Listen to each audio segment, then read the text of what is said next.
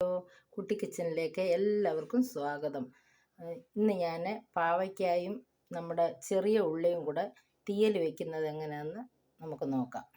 അതിനുള്ള സാധനങ്ങളാണ് എടുത്തു വച്ചിരിക്കുന്നത്. നമ്മുടെ വലിയ നീളമുള്ള പാവയ്ക്കയാണ് എടുത്തിരിക്കുന്നത്. ഈ പാവയ്ക്കാണ് എടുത്തിരിക്കുന്ന നീളമുള്ള സൈസ്. അത് 2 എടുത്തിട്ടുണ്ട്. അതിന് വേണ്ടുന്ന കുറച്ച് ചെറിയ ഉള്ളിയുണ്ട്, വെളുത്തുള്ളി കുറച്ചെടുത്തിട്ടുണ്ട്, പിന്നെ ഒരു മുറി തേങ്ങ തിരികിയത്, മഞ്ഞൾപ്പൊടി, മുളക് പൊടി, പുളി, ഇത്രയും സാധനമാണ് എടുത്തു വച്ചിരിക്കുന്നത്. അതെങ്ങനെ പാകം ചെയ്യുന്നതെന്ന് നമുക്ക് കാണിച്ചു തരാം.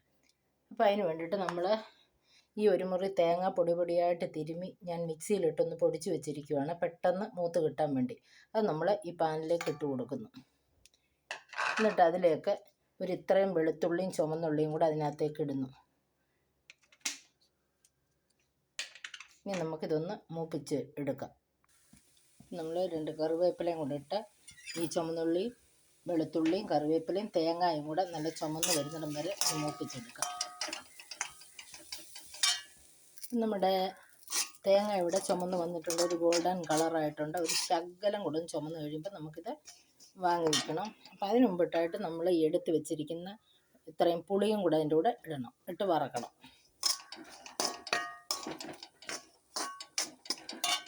അപ്പം നമ്മുടെ തേങ്ങ ഇവിടെ ചുമന്ന് റെഡി ആയിട്ടുണ്ട്. ഇനി നമുക്കിതിലേക്ക് 1 സ്പൂൺ മുളക് പൊടി ഇട്ട് കൊടുക്കാം. പാവയ്ക്ക തീയലിന് ആവശ്യത്തിനുള്ള മുളക് പൊടി ഒരു 2 സ്പൂൺ ഇടുന്നു, ഈ ചെറിയ സ്പൂണിന്. മഞ്ഞൾ പൊടി 1 സ്പൂണ്. ഇതും കൂടെ ഒന്ന് നല്ലതായിട്ടൊന്ന് വറുത്ത് എടുക്കണം, കരിഞ്ഞു പോകരുത്. അപ്പം ഇതിവിടെ റെഡി ആയിട്ടുണ്ട്. ഇനി നമുക്കിത് ഇങ്ങോട്ട് മാറ്റി വെച്ചിട്ട് പാവയ്ക്ക വറുത്തെടുക്കാം. അതിനുവേണ്ടി നമുക്ക് കുറച്ച് വെളിച്ചെണ്ണ ഒഴിച്ചു കൊടുക്കാം. നമുക്ക് കടുക് ഇട്ട് കൊടുക്കാം.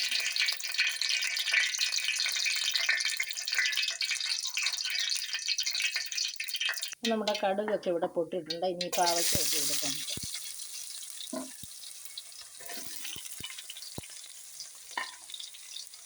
നമ്മുടെ അരി മുറ്റാത്ത പാവയ്ക്കയാണ്. ഇതിൻ്റെ അരിയൊന്നും ഞാൻ കളഞ്ഞിട്ടില്ല. അപ്പോൾ അതും കൂടെ ഇട്ടിട്ടുണ്ട്. ഇത് നല്ലതായിട്ടൊന്ന് വഴന്ന് വരുമ്പോഴത്തേനും നമുക്ക് ഉള്ളി ഇട്ട് കൊടുക്കണം. അപ്പോൾ അതിന് മുമ്പിട്ടായിട്ട് നമുക്ക് ഈ പാവയ്ക്കയ്ക്ക് ആവശ്യമുള്ള ഉപ്പിട്ട് കൊടുക്കണം. കുറച്ച് ഉപ്പിട്ട് കൊടുക്കണം. അപ്പോൾ നമ്മുടെ പാവയ്ക്കൊക്കെ ഇത്രയും ചുമന്ന് വന്നിട്ടുണ്ട്. ഇനി ഇതിലേക്ക് ഈ എടുത്ത് വെച്ചിരിക്കുന്ന ചെറിയ ഉള്ളി ഇട്ട് കൊടുക്കാം.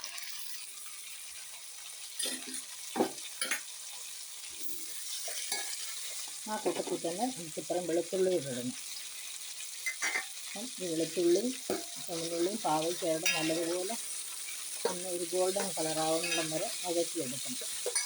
നമ്മുടെ പാവയ്ക്കായും ഉള്ളിയും കൂടെ നല്ലതുപോലെ വഴന്ന് മൂത്തിട്ടുണ്ട്. ഇനി നമുക്ക് ഈ 1 മുറി തേങ്ങ നമ്മൾ തിരുമ്മി അത് അരച്ച് വെച്ചിരിക്കുകയാണ്. അത് നമുക്കിതിലേക്ക് ഒഴിച്ച് ഇളക്കാം.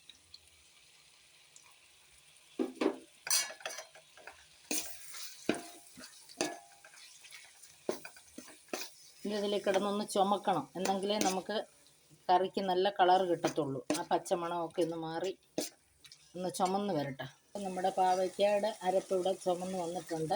ഇനി ഇതിലേക്ക് കുറച്ച് വെള്ളം ഒഴിച്ച് നമുക്ക് അടച്ച് വെച്ച് വേവിക്കാം, ഉപ്പും കൂടി ഇട്ട്.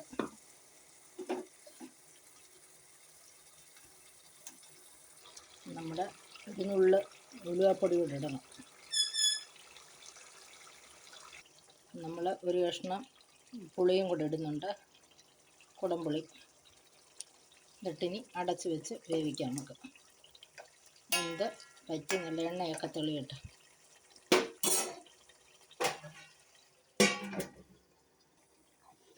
നമ്മുടെ പാവയ്ക്ക തീയിലൂടെ റെഡി ആയിട്ടുണ്ട്. നല്ലതായിട്ട് എണ്ണയൊക്കെ തെളിഞ്ഞു. ഇനി നമുക്ക് തീ കുറച്ച് ഒരു മിനിറ്റ് കൂടെ വെച്ചിട്ട് എടുക്കാം. അപ്പം നമ്മുടെ പാവയ്ക്കായും ഉള്ളിയും തീയലിവിടെ റെഡി ആയിട്ടുണ്ട്. ഇത് നിങ്ങൾക്ക് എല്ലാവർക്കും ഇഷ്ടപ്പെട്ടെങ്കിൽ ലൈക്ക് ചെയ്യണം, ഷെയർ ചെയ്യണം, സബ്സ്ക്രൈബ് ചെയ്യണം. വീണ്ടും ഒരു വീഡിയോ ആയിട്ട് നമുക്ക് ഉടനെ കാണാം. ബൈ.